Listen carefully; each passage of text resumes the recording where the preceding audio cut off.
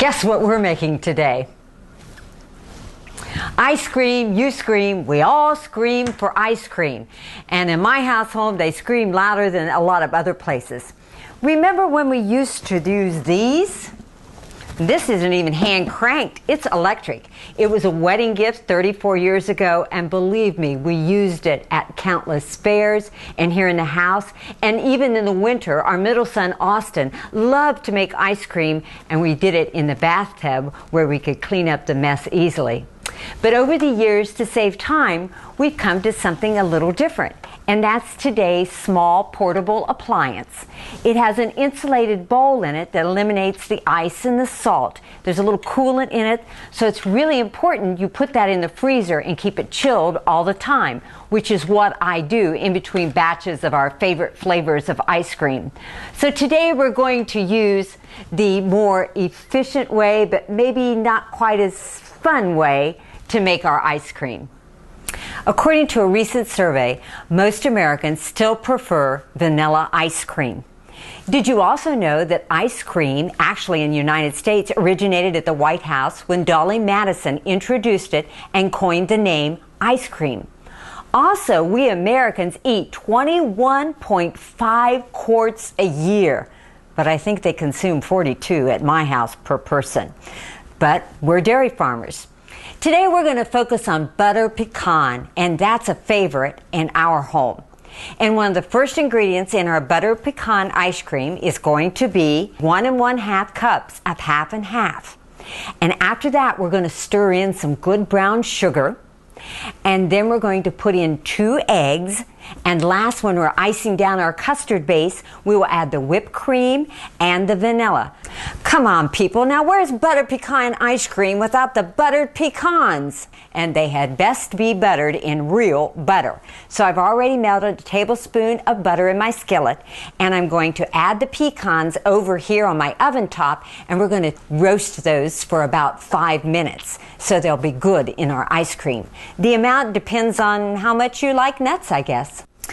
Now I took the half and half and I poured it into this heavy saucepan, and I'm using a wire whisk to continue to stir that half and half.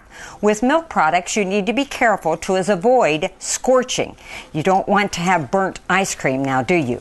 I'll use my candy thermometer because we want this half and half to reach a temperature of 175 degrees.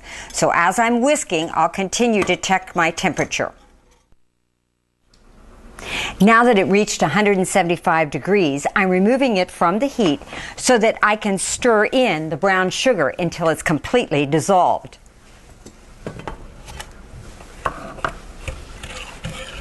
And because it's a very, very warm product, that will happen quickly. Using the wire whisk again to get everything thoroughly dissolved, I now have that next ingredient, which really flavors wonderfully. I'm going to remove that from the heat, and one of the things we're going to do now to really make it a custard is add some egg. But we have to be really, really careful, because if you added the straight eggs in there, it would curdle. So we're going to move a little bit of the hot mixture and stir it gradually into the eggs. And that just gives it a little bit of time to warm up. And I'm going to use a small whisk, and you can see how it's blending in, because your eggs are also going to serve as a thickener. All right, so let's pour that back in.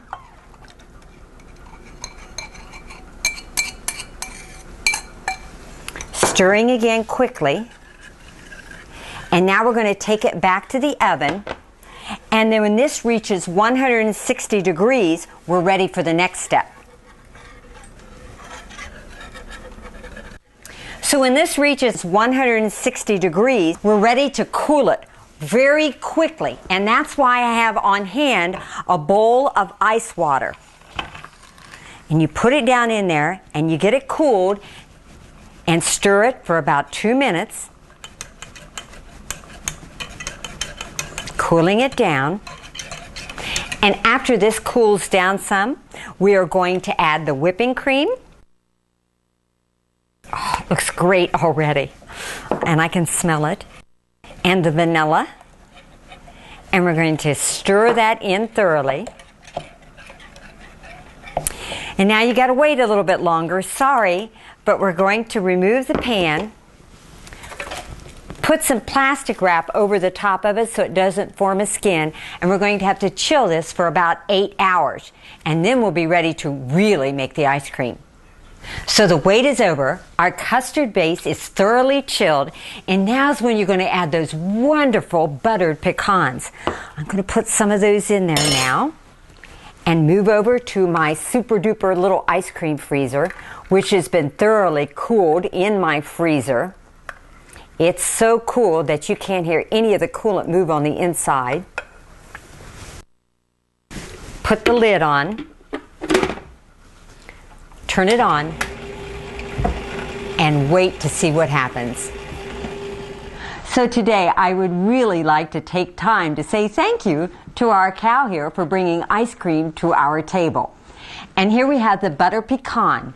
And don't forget to experiment. I added some toffee bits just for extra flavor. And then over here I made some strawberry cheesecake ice cream, another favorite. And I've already put it in little serving dishes with liners. You could do that ahead of time. So what could be more wholesome and homemade with no preservatives other than ice cream? Try it. I know you're going to like it.